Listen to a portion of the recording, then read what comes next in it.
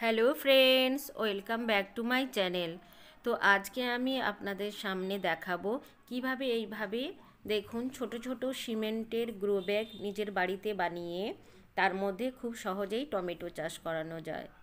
তো আরও কিছু টমেটো গাছ লাগাবো আমি আমার ফিক্সড বেডের মধ্যে, অর্থাৎ ছাদের মধ্যে যে আমার সিমেন্টের বেড করা হয়েছে তার মধ্যে একসাথে টমেটো এবং গাজর বীজ লাগিয়ে দেখাবো। তো চলুন কিভাবে আমি এই টমেটো চাষ করছি। তো দেখুন ছোট্ট ছোট গ্রো ব্যাগের মধ্যে আমি মাটি, গোবর সার, সামান্য নিম খোল এবং সামান্য বালি মিশিয়ে যে মাটিটা তৈরি করে রেখেছিলাম তার মধ্যে জল দিয়ে দিলাম। তো জল দিয়ে মাটিটা ভিজিয়ে নেওয়ার পর মাঝখানে একটু ছোট্ট করে গর্ত করে আমি চারাগুলো বসিয়ে দেবো। তো এই টমেটো চারাগুলো আমি আমার বাড়িতে নিজেই বীজ থেকে টমেটো চারা তৈরি করেছি।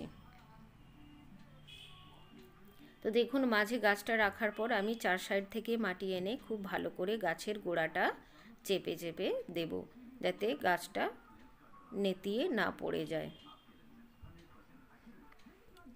তো আপনারা সব সময় খেয়াল রাখবেন যে যে কোনো গাছ প্রতিস্থাপন করার উপযুক্ত সময় হচ্ছে বিকেলের পর, অর্থাৎ এর ফলে শেকড়গুলো খুব সহজেই মাটি ধরে নিতে পারবে সারা রাতে ঠান্ডা আবহাওয়ার মধ্যে। তো দেখুন এইভাবে আমি দুটো ছোট্ট সিমেন্টের বস্তাকে কেটে গ্রো ব্যাগ বানিয়েছিলাম, তার মধ্যে চারা দুটো প্রতিস্থাপন করে দিলাম। এরপর এই বস্তা দুটো আমি 2-3 দিন একটু ছায়াযুক্ত জায়গায় রাখবো, তারপর ডাইরেক্ট সানলাইটের মধ্যে রেখে দেব।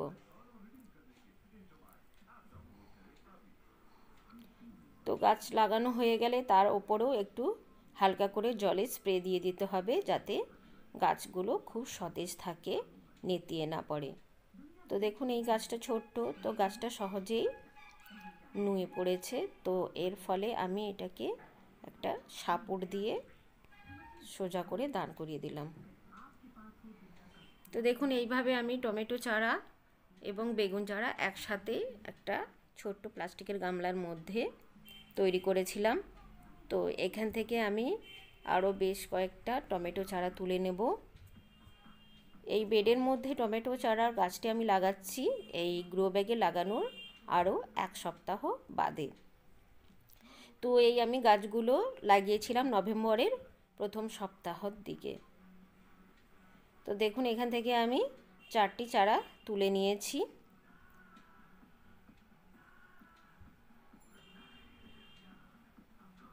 এবং আমি নিয়ে নিয়েছি এখানে কোনোটার মধ্যে আমি পালং শাক ছড়িয়ে দেব, কোনোটার মধ্যে আমি গাজর বীজ ছড়িয়ে দেব এই গাছের 4 সাইডের মধ্যে। তো দেখুন আমি বেশ কিছুটা গাজর বীজ নিয়ে নিয়েছি। তো এই মাটিটাও আমি ওই একইভাবে গোবর সার, সামান্য বালি এবং সামান্য নিম খোল দিয়ে তৈরি করে বেডের মধ্যে আগে থেকেই রেখে দিয়েছিলাম। তো এরপর আমি ছোট্ট ছোট্ট গর্ত করে নিয়েছি এবং চারাগুলো এর মধ্যে প্রতিস্থাপন করে দিয়েছি। তো দেখুন বেশ কিছুটা জায়গা আমি ফাঁকা রেখে রেখে গাছগুলো বসিয়েছি। তো এরপর এই গাজরের বীজগুলো আমি সামান্য ফাঙ্গিসাইড মিশিয়ে নিয়েছি। দুটো গাছের যে মাঝে যে কিছুটা গ্যাপ অংশ আছে, তো তার মধ্যে আমি গাজর বীজগুলো হালকা করে ছড়িয়ে দিলাম। লক্ষ্য রাখতে হবে যাতে গায়ে গায়ে বীজগুলো না পড়ে যায়। তো এর ফলে টমেটো গাছ ওপরের দিকে উঠে গিয়ে টমেটো হবে এবং মাটির তলাতে গাজর হবে। তো একসাথে এইভাবে আপনারা মিশ্র চাষ করতে পারেন।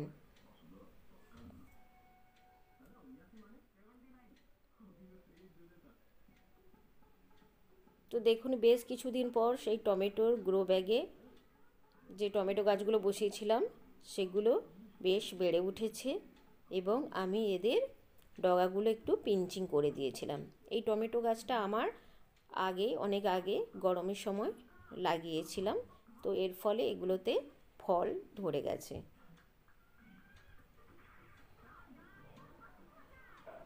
এবং এর কিছুটা হলুদ হয়ে যাওয়া পাতাগুলো আমি কেটে ফেলে দিচ্ছি।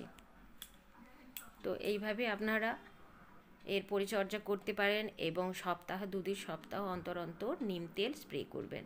দেখুন এখানে আমি নোটে শাক এর বীজ ছড়িয়ে দিয়েছিলাম সাদা নোটে, ছোট্ট একটা আমি ড্রাম কাটার মধ্যে লাগিয়েছিলাম।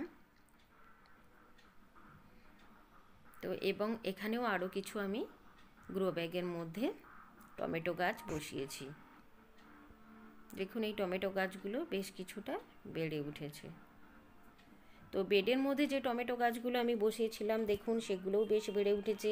তো এগুলোরও আমি ডগা পিঞ্চিং করে দিয়েছিলাম। আর সাথে যে গাজরের বীজগুলো ছড়িয়েছিলাম দেখুন কত সুন্দর গাজরের গাছ কিন্তু বেরিয়ে গেছে। পিঞ্চিং করে দেওয়ার ফলে টমেটো গাছগুলো বেশ সুন্দর বুশি হয়েছে।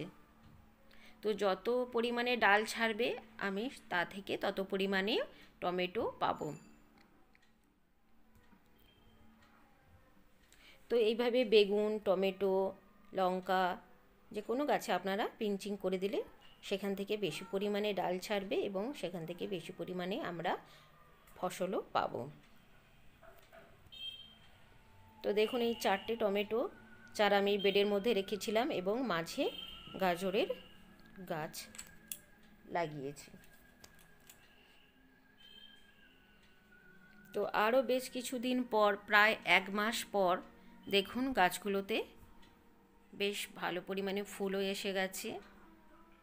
কত ছোট্ট ছোট গ্রো ব্যাগগুলো, খুব একটা বড় নয়, মাটিও খুব অল্পই রয়েছে। তো আপনারা চাইলে আরও বড় বড় গ্রো ব্যাগের মধ্যে লাগাতে পারেন, এর ফলে গাছ আরও বেশি ভালো হবে। তো দেখুন কত পরিমাণে টমেটো কিন্তু এখনই ধরে নিয়েছে। এবং আশা করি এরপরে আরও আমি এ থেকে প্রচুর পরিমাণে টমেটো পাবো। তো 15 দিন অন্তর অন্তর আপনারা নিম অয়েল স্প্রে করবেন এবং সর্ষের খোল পচা জল এবং সবজি পচা তরল সার এগুলো আপনারা গাছে দিতে পারেন।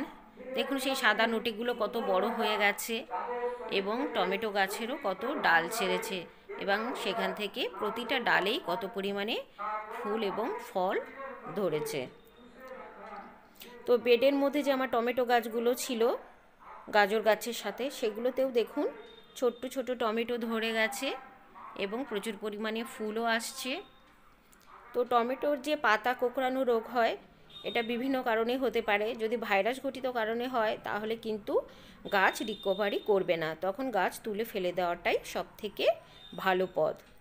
কিন্তু যদি এটা কোনো মাকড়ের ফলে হয় তাহলে আপনারা সহজেই এটাকে, যদি আমি যেটা ইউজ করেছিলাম যে দই অর্থাৎ ঘোলের জল, সেটাকে 7 দিন তামার পাত্রের মধ্যে ভিজিয়ে রাখার পর সেই জলটা আমি এই টমেটো গাছে, বেগুন গাছে এবং লঙ্কা গাছের পাতায় স্প্রে করেছিলাম। এর ফলে পাতাগুলো একটাও কুঁকড়ে যায়নি, তো গাছগুলোও আমার বেশ সতেজ আছে। তো আপনারাও এই পথ অবলম্বন করতে পারেন। তো আমার ভিডিওটা কেমন লাগলো অবশ্যই কমেন্ট করে জানাবেন এবং আমার চ্যানেলটি সাবস্ক্রাইব করে পাশে থাকবেন।